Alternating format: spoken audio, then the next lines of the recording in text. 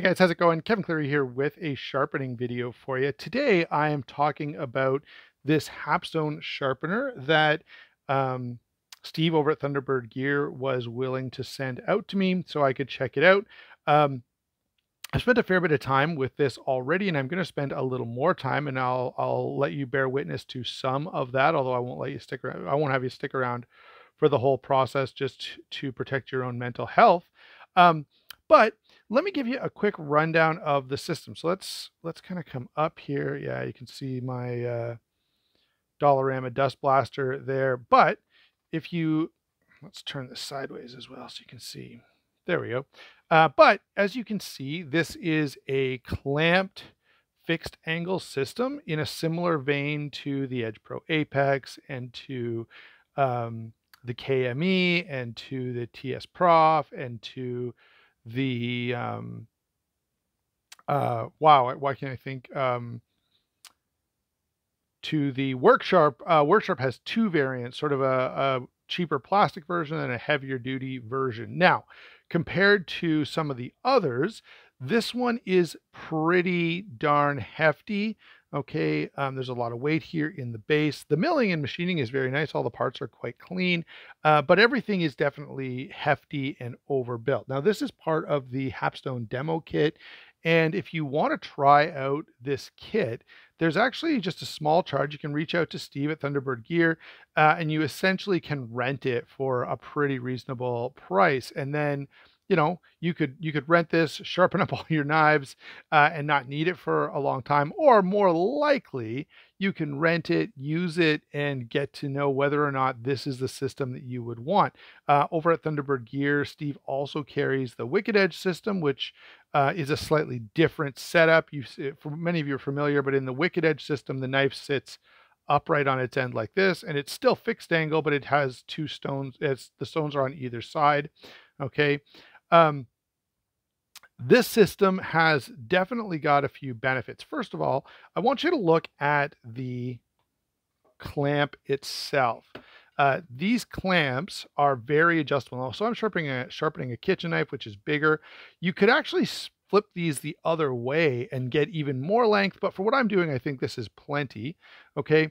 So I've got this set up so that I can sharpen this somewhat larger knife. And for this configuration, it's just a matter of loosening these off and spreading these clamps out as much as you want. For a smaller knife, it would be appropriate to push these in. Okay. The other thing that you'd want to think about is, and this knife is a particular challenge because it's a full flat grind.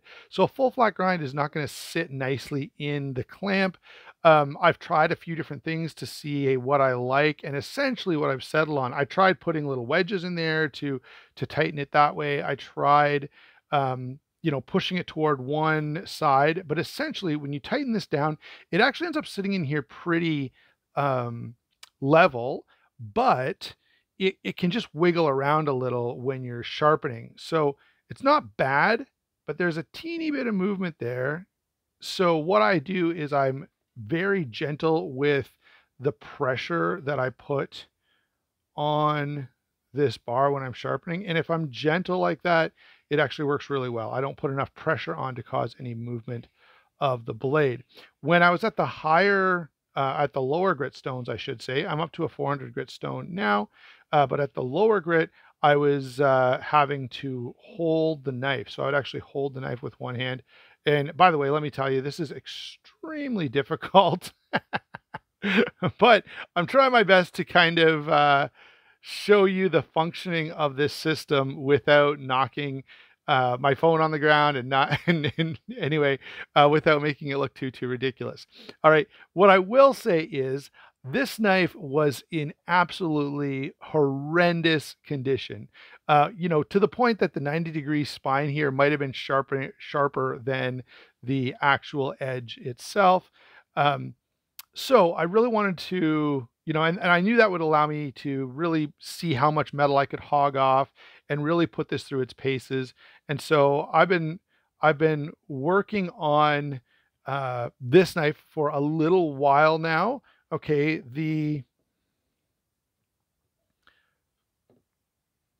lowest grit that comes with the demo pack is an 80. All right.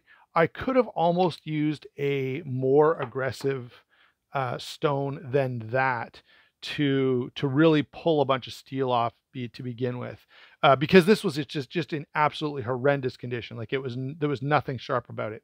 Okay, in most cases that is not going to be the problem, and I'm going to switch this out in a couple of minutes. I'll pause the video, but I'm going to switch this out for my um, line steel M4, and I'm going to start from essentially scratch. It's I don't let my knives get too crazy bad, but it definitely needs to be sharpened.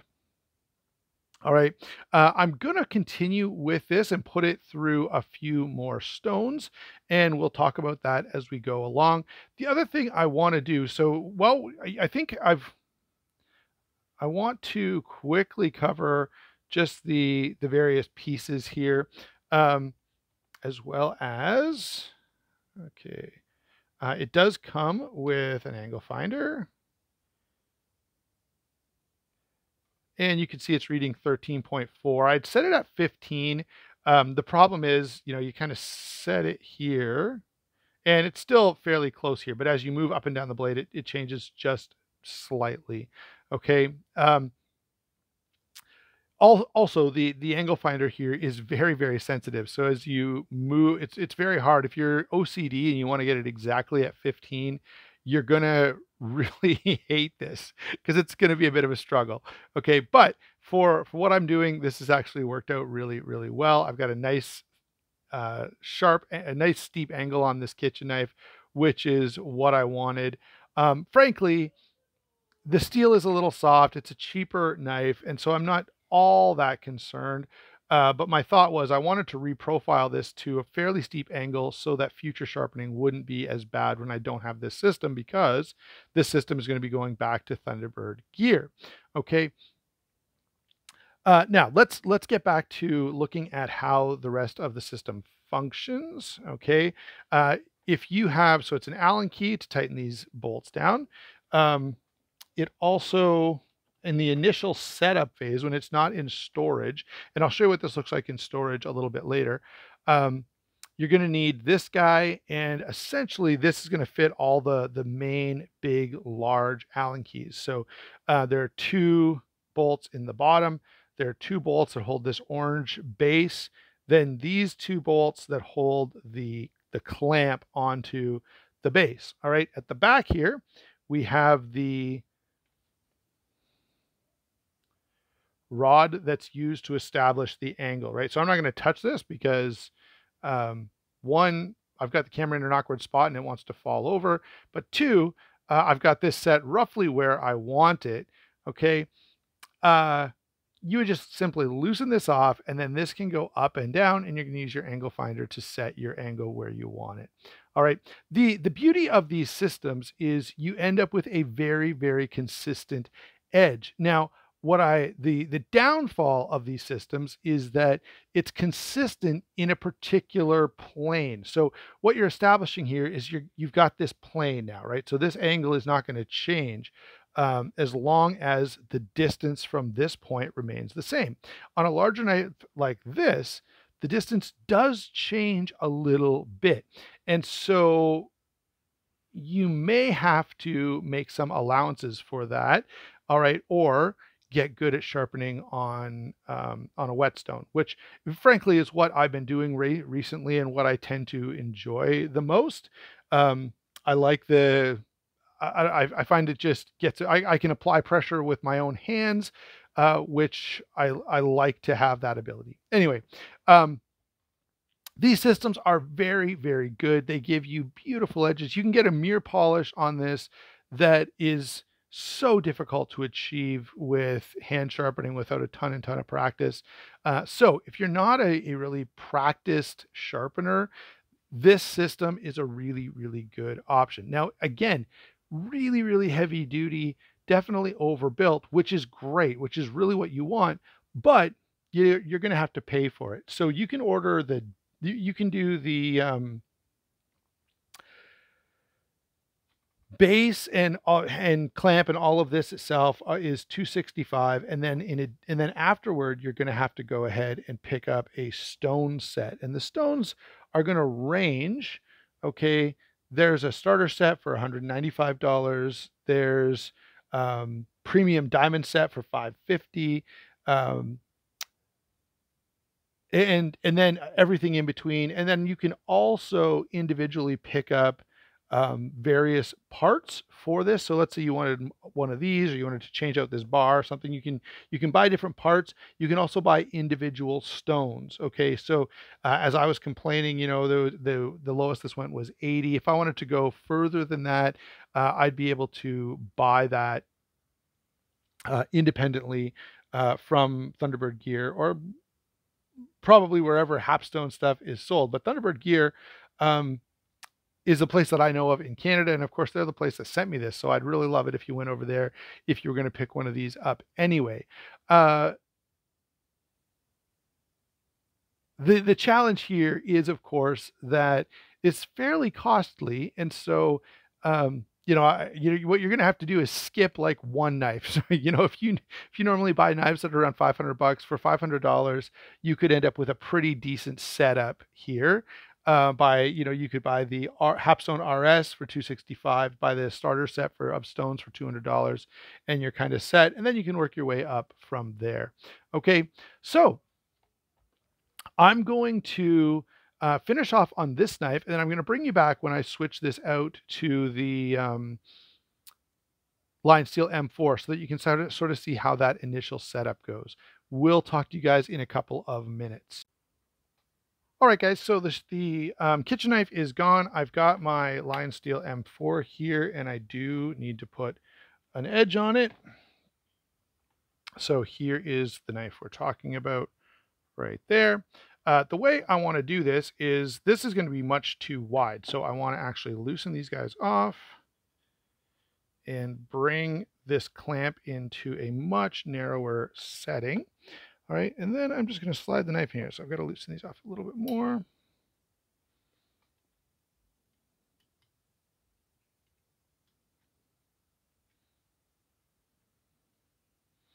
Now, one thing you have to be a little bit aware of is these bolts are fairly short. Now, I think they're going to work for the M4. Yes, they are, just barely. Okay, but let me say this, that if you had a really thick, hold on, that should stay there for a second. So let's say I was going to sharpen my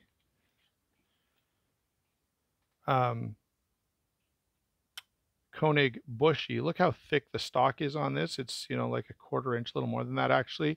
The bolts that are in here right now would not work, but it ships with longer bolts and the little nuts that drop into the other side of the clamp, so that you can open that up further if needed for a very large knife. All right, so next thing I want to do is tighten this clamp down. Now there's a couple things I want to pay attention to. This bolt represents sort of the middle. And so what you want to do is take your cutting edge here and essentially get close to the middle of your cutting edge. I may have to move these in a little bit further just to make that land a little bit better. Okay, and I have to say it's very difficult to do this with this silly tripod in my way, because I can't line things up very carefully the way I kind of want to do. All right, once I've got the knife where I want it, I'm going to drop it into the clamp, tighten these up. Oh, shoot. Oh, I should have tightened these up first. Sorry about that. Okay, those are nice and tight now. This is nice and tight. And this is solid as a rock. So this is a bit of an advantage of any knife that has a bit of a flat here at the top, is going to lock in here really, really well. So this is hard, and I mean, this is solid. I don't know why I said hard instead of solid, but this is very solid. You can tighten this a teeny bit more. Frankly, I want it as tight as I can pretty well get it. Okay, now the next step Now I don't need to go as crazy on this as I did with the previous, whoops, with the kitchen knife that I started with. So I'm going to start with the 150. And the way this works is you've got a big metal ball here and we've got a nice, very magnetic cup that pops right in there. It actually pops in quite firmly. I'm going to slide this in. If you're familiar with other systems like this, you should have no problem with this process. If it's totally new to you, that could be a problem. So I've got the bottom clipped into the little triangle groove here. I'm knocking that one out, but you can see, pop the top one in there. Okay, then I want to put a little pressure to compress that spring and then turn this, and there we go. That stone is locked in place. Now, I'm not quite ready to go yet because I want to establish my angle, but I do kind of need this part to be set up. I need to be set up to at least this degree before the angle finder is going to do much for me. So I'm going to pop the angle finder on there, and I'm at 16 degrees, which is not what I want. I actually want this to be 20 degrees per side. I know you can't read that, but I can't move the camera because I need both hands for what I'm doing. So I'm going to loosen this off. Whoops. Loosen this off.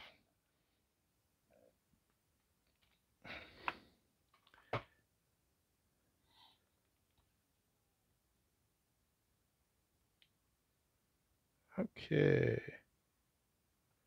Now, the angle finder likes to jump back and forth. So, I've got this between 20.05 degrees and 19.95 degrees. Okay. And that's as good as I'm going to worry about. Turn this off. All I'm going to do is take this and go up and down the blade, just as you can see here. And actually, for the sharpening portion, this camera location is absolutely ideal. All right. Now, I'm not going to have you sit here and watch this whole process because it's kind of long and kind of boring, but you definitely get the concept. Okay. And then when it comes time to flip this over, which it almost is, I will give you one warning actually. As you're coming to the tip, you want to put a little bit of pressure back this direction on the knob at the end here, because it's easy to roll this right off your tip. And then if you continue with your stroke, now you're actually dulling the tip of your knife, which we do not want to do. All right. So you're going to have to exercise some care. All right. Now these are fairly easy to use. Okay. I'm not suggesting they're not, but nothing is completely idiot proof. And so you're going to take a little bit of practice. And even if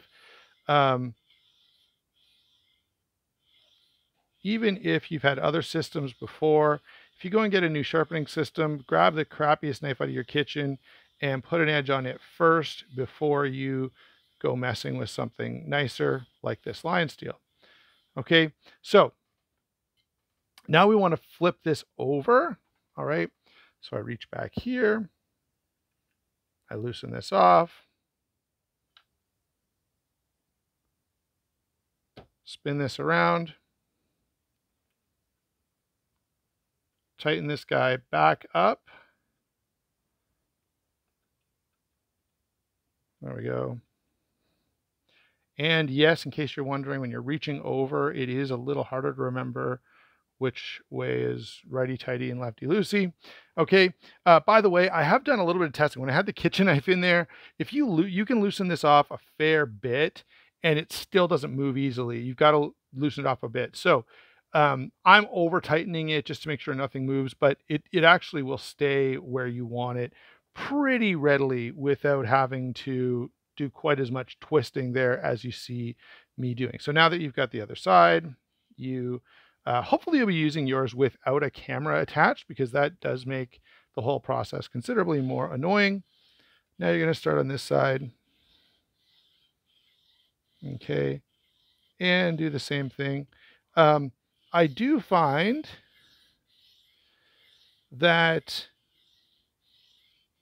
I prefer my right hand to work this, but then it kind of always means, you know, on one stroke you're working this direction, the other stroke you're working this direction, and it can feel awkward when you first switch sides. All right. So I'm going to stop us there for a few minutes. I'm going to go ahead and work this through some stones to get a decent edge on it. Then just as I'm finishing off, I will come back and let you see the finished product. So you're not just stuck watching for hours of inane movement of this silly system. All right.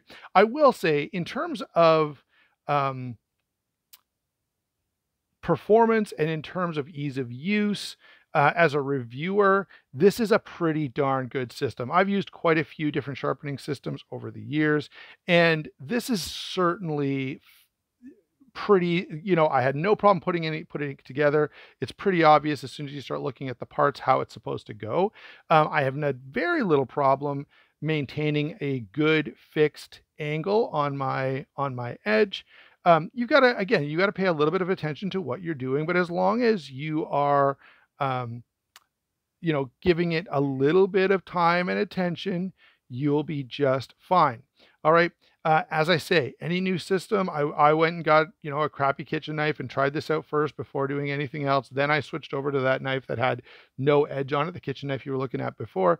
And now I'm finally moving on to something a little nicer that I knew needed an edge anyway. So I would recommend that similar approach to anybody using any new sharpening system, even if you're really good at it. It's still, you know, you got to get those hiccups kind of worked out ahead of time.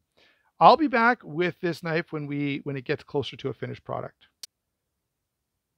Okay, guys, so I am pretty well done with this knife. I've gone up to 2,000. I'm gonna, just for the sake of experimentation, go all the way up to 8,000. So we're gonna take that last stone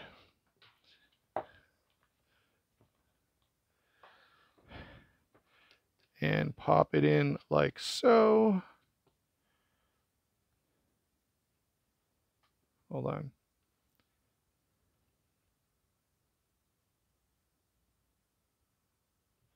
Okay, so I've locked in my next grit. Notice I've still got to roll the knife over to the opposite way. I've just established my burr going that way with the previous stone. So now we're switching sides here. Tighten this up. And we're going to finish this off at 8,000. Honestly, I don't really know any practical purpose for taking your knife to this high of a polish, other than you know that the system is capable of doing it. And for the purposes of this video, I wanted to be able to take this, you know, essentially all the way through from fairly dull to a full polished edge. And we have achieved that at this point. Let me see. Maybe just a little bit more.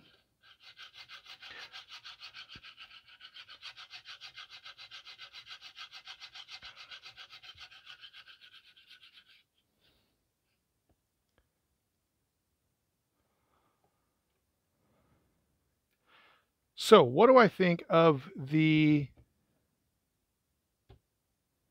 Hapstone system? I have to say I'm fairly impressed with this. Um, you know, it's a significant investment of cost, but it's sort of a buy once, cry once type of scenario. And might I point out that, you know, we spend quite a bit of money on our knives, and so putting a little extra TLC in to get just a crazy good edge is, in my mind, whoops, worth the effort that you have to put in. All right. So yeah, Hapstone system from Thunderbird Gear, very, very good, crazy good results on this system. And if you've got the time and you're willing to put it in, it was a little bit of work, I'm not going to lie. starting with, your very first stone and getting that edge established does take a little bit of time, but once it's there, it's fairly straightforward. And so I think this is a really, really nice system that will deliver crazy, crazy good edges for you. Again, it's not the only one, and I've made tons of videos. You can go look at them about other sharpening options, and of course about sort of the philosophy. What is it we're trying to achieve when we sharpen a knife? I will try to put some of those in the description. If I forget, just go ahead and remind me in the comments and I'll add those later. Okay, thanks a lot for watching. Don't forget to like and subscribe. Don't forget to go over to Thunderbird Gear if you want to buy this system, but you can also pick up a flashlight. They've got knives over there, a bunch of cool stuff. And that's a huge thank you to Steve for sending this along so I could check it out and share it with you guys. We will talk to you soon.